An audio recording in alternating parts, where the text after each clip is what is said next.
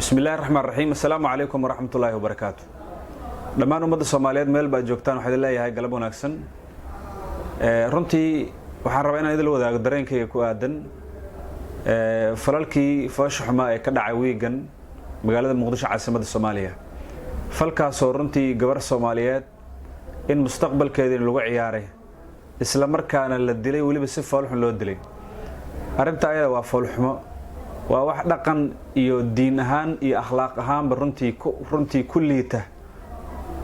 qof walba muxuu ahaa muslim uu ka xumaanay waa runtii wax laga xumaado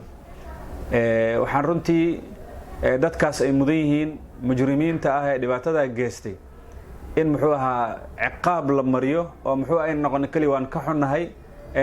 naga noqonin dadka in la ciqaab maxay yeelay waa mufsidiin ilaahayna mufsidiinta ma jecel in allaha la yuhibbul mufsidiin waa zaalimiin dulmi geystay gaf iyo foolxumo geystay waxay mudan yihiin in la ciqaab la mariyo waxa kale ayaan dara ah in muxuu ahaa wiil yar oo aad u daayir isagana muxuu in lagu sameeyo falxumo qoomuluud oo kala dadkii muxuu in lagu sameeyo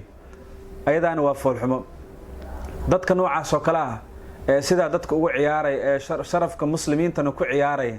muxuu waxa dhaqan xumo foolxumo oo Soomaalinimada kulliita diin ahaan u liita sameynay waxay mudan yihiin in la qabto dadka zaalimiinta ah muxuu ahaa aan la fududeysan arintooda maxay waxay keeni kartaa waxyaabo foolxum Soomaaliya 30 sano ay dhibaato ku jirtaa maanta muxuu ahaa foolxumada noocan oo kala ahan xilligii dhibaatada intaan ka badan Soomaaliya ku jirtay xitaa ma in gal jirin Soomaalida arinta ayada marka waa fasaad iyo foolxumo fasaadkan wuxuu mudan yahay sidiisa in laga hortago waxa lagu hortagi kaliya in dadka la ciqaabo qof walba mujrim oo dambiile ah ee diinta u gafa ama foolxumo geesta wuxuu mudan yahay la ciqaabo waxyaabaha qaar waa foolxumo waa ceeb waa ayaan daro runtii arinta ayada aad iyo aad runtii uga xumahay waxaan ugu baaqayaa ummadda Soomaaliyeed ee daawanayso meel ba daafaha dunida kaga sugantiin falka noocaas oo kala ee foolxumada ah in muxuu ahaa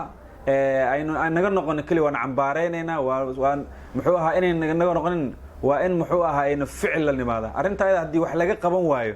oo muxuu ahaa ay noqoto wax iska fasaad soconayo waa in ummadda Soomaaliyeed ay u istaagtaa oo foolxumada nooca ay ka hortagtaa taa ayaa muhiim ah oo ayna noqonin wax muxuu ahaa noocaas oo kala ay sharafka Soomaalida iyo muxuu ahaa sumcadeeda iyo muxuu ahaa diinta islaamka dhaabacay waxay mudan yihiin laga hortago runtii aad baan kaga xunahay waxaan ummadda Soomaaliyeed u rajaynayaa Ilaahay subhanahu wa ta'ala fasaadka noocaas oo kala in Ilaahay dibdam inoogu soo celinin mujrimiinta ana waa in dadka zaalimiinta oo foolxumada geystaan waa in la ciqaabo waa waxa kaliya wax looga qaban karo waa in la ciqaabo ciqaab in la mariyo wajazaakumullahu khayr wasalaamu alaykum warahmatullahi wabarakatuh